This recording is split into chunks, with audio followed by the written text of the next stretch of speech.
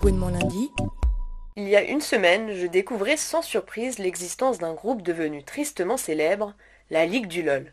La Ligue du LOL, c'est un groupe de jeunes gens cool, branchés, qui s'est révélé en fait raciste, homophobe, antisémite et grossophobe, un groupe qui a tout de même sévi 10 ans sur Internet. Tout a commencé vendredi 8 février.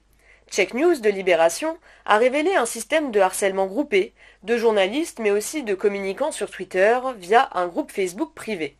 Ce harcèlement allait à l'encontre des femmes, des LGBT, des gros, des noirs, bref, des victimes qui n'étaient pas choisies au hasard. Ces journalistes en vue s'en prenaient au plus faible, à celui qu'on isole. Parmi ces journalistes se trouve le rédacteur en chef du site de Libération, Alexandre Herveau, mais aussi un rédacteur en chef des Inrocks, David Doucet.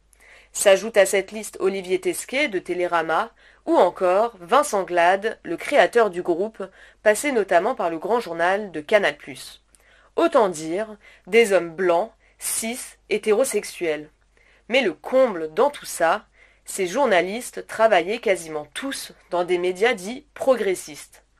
Mais cette Ligue du LOL, c'est surtout l'histoire d'une bande de mecs, des boys clubs, qui perpétuent une culture patriarcale et machiste.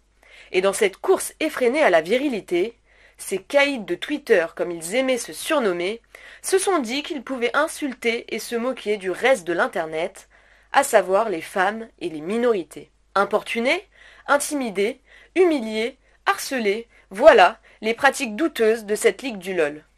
Mais LOL, ne l'oublions pas, ça signifie rire aux éclats. Parce que oui, en fin de compte, cette Ligue du LOL, qui a-t-elle fait rire si ce n'est elle-même? L'humour peut devenir destructeur quand il prend la forme de blagues aux dépens des autres. Il y a une semaine, je découvrais surtout le triste visage d'une profession à laquelle je me prédestine. Ce visage, c'est le triomphe de l'hégémonie masculine à la tête des médias. Une masculinité toxique qui n'épargne pas la presse. J'avais déjà conscience du harcèlement dans de nombreux milieux professionnels. Mais cette affaire prend une résonance particulière quand l'on sait que dans ce champ particulier que sont les médias se raconte la société. Je ne veux pas faire mes premiers pas de journaliste la boule au ventre. C'est pourquoi il est plus que jamais temps de parler du manque de diversité dans les médias. En cause, un système élitiste de 14 écoles reconnues par la profession qui ne permet pas suffisamment de promouvoir la diversité. Une diversité qui est pourtant nécessaire. Comment s'adresser à l'ensemble de la population française alors que la profession en est aussi peu représentative? Il est temps de mettre fin à l'uniformisation des profils.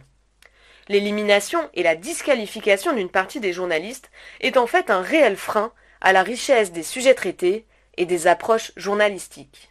Il y en a assez de l'entre-soi masculin, blanc, hétérosexuel aux postes à responsabilité. Une meilleure représentation est indispensable. Nous avons nos places au sein des rédactions. Les médias, surtout, doivent se montrer intransigeants envers les violences sexistes, homophobes, transphobes, grossophobes, antisémites, islamophobes et racistes. Il en va de la crédibilité de la profession. Alors, après l'indignation, mettons-nous à l'action. Gouinement lundi.